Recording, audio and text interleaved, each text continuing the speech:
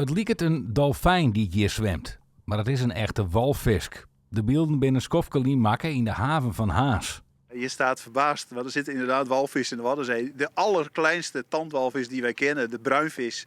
En waar veel mensen denken, goh, ik heb een dolfijn gezien. Maar nee, het zijn toch echt wel walvissen.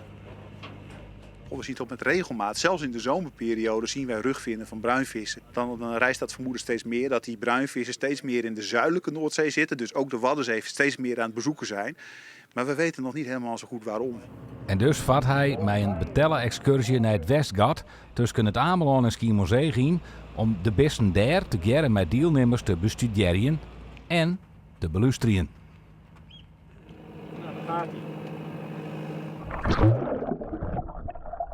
Ja, wat we hier hebben is een microfoon onder water, hydrofoon noemen we dat dan.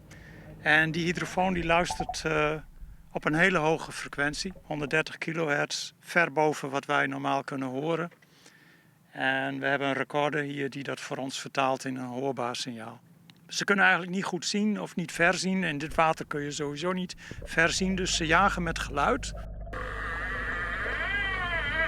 Als er nu iets komt, dan gaan we dat horen, ja, over de koptelefoon. Daarom hou ik hem ook op, want ik wil natuurlijk de eerste zijn die hem hoort. De loedsopnames en orenbevindings worden gebruikt voor een groter wetenschappelijk onderzoek naar de bruinvisk in het hele waardgebied.